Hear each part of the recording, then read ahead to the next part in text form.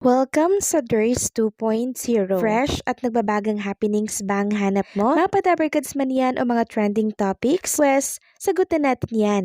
Kaya naman isubscribe nyo na ang ating channel para sa mga nagbabagang balita everyday. Welcome back again sa ating YouTube channel mga Kadabarkads. Isang napakasayang itbulaga na naman ang ating pinagsaluhan kanina. No? Lahat ay excited sa paparating na concert ng mga clones. Ilan nga sa mga itbulaga hosts ay present dito.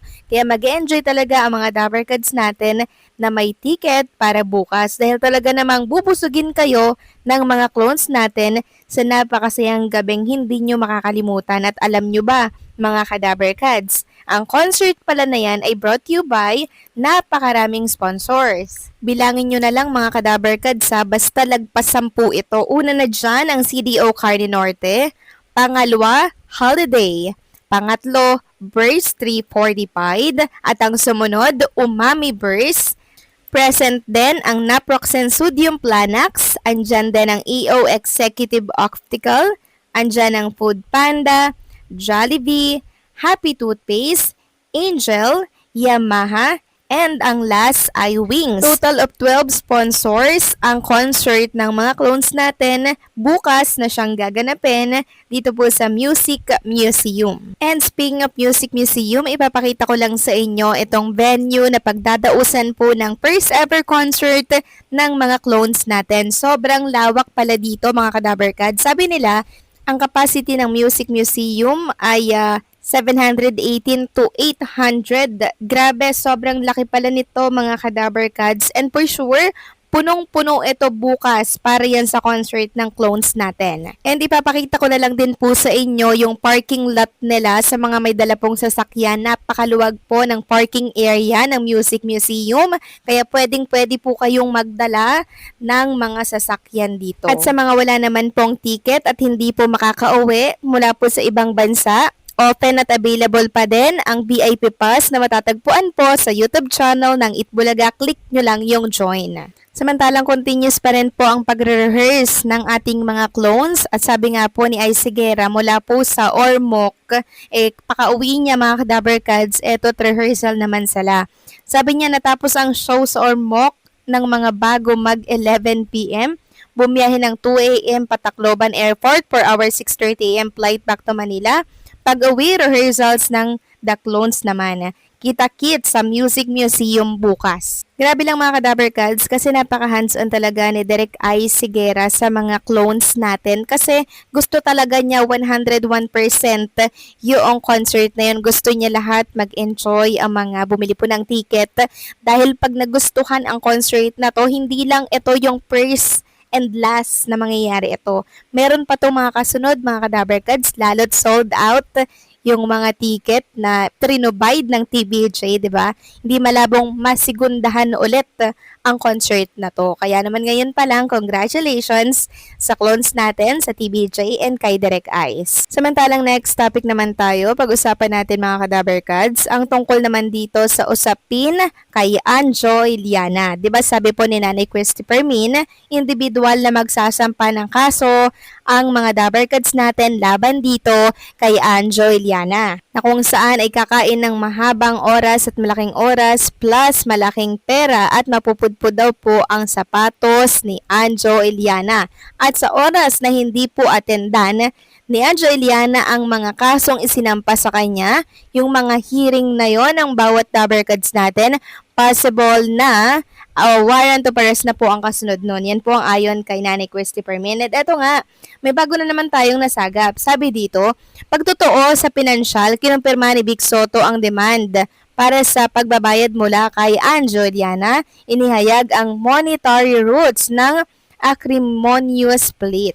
Ang patuloy at malalim na masakit na pagbagsak sa pagitan ng mga haligi ng Itbulaga at ng mga dating host si Anjo Iliana ay nagbago mula sa profesional na pagkakanulo hanggang sa personal na pagtotoo sa panalapi. Habang ang mga paunang ulat tungkol sa patong-patong na kaso or multiple lawsuit na inihain ng TBJ laban kay Anjo ay nagpahiwatig ng paninirang puri at mga pagbubunyag. Isang bago, kritikal na impormasyon ang lumitaw na nagbibigay ng tsak na paliwanag para sa galit ng tatlo.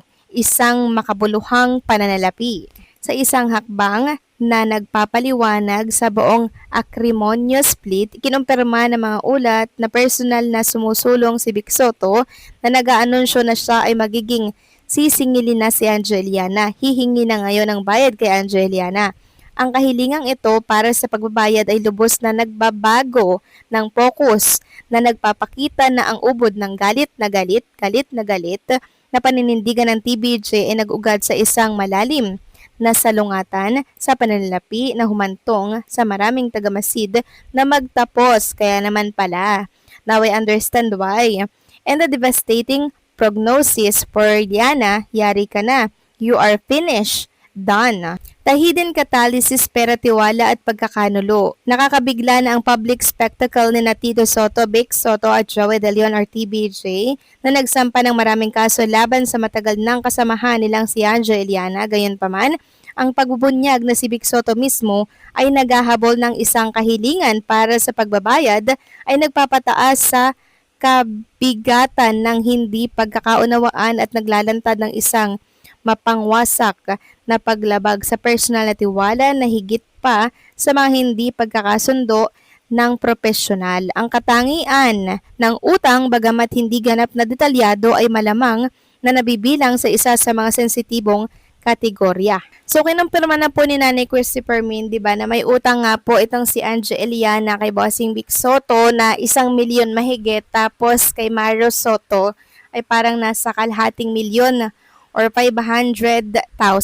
Ngayon, kung may katotohanan to mga Kadaber Kads na nagsampa na di umano ng kaso si Bossing Vic Soto at ang iba pang mga Daber Kads dito kay Angeliana, kaya siguro nananahimik na itong si Anjo, 'di ba? Kasi nare-review na siguro yung mga ikakaso sa kanya ng hukuman, 'di ba? Kaya nananahimik na siya at araw-araw po na humihingi ng sorry sa kanyang live sa TikTok. Nagmamakaawa na siya, humihingi po siya ng katahimikan. So matapos niya pong siyang magsimula, ngayon naman siya po yung humihingi ng katahimikan sa mga netizen. Alam mo, kung gusto mo talaga ng katahimikan, Angeliana, hindi mo gagawin na mag-ingay at maglabas ng mga kung ano-ano at ang pinupukol mo ay kung ano-ano din sa mga Daber Kads natin.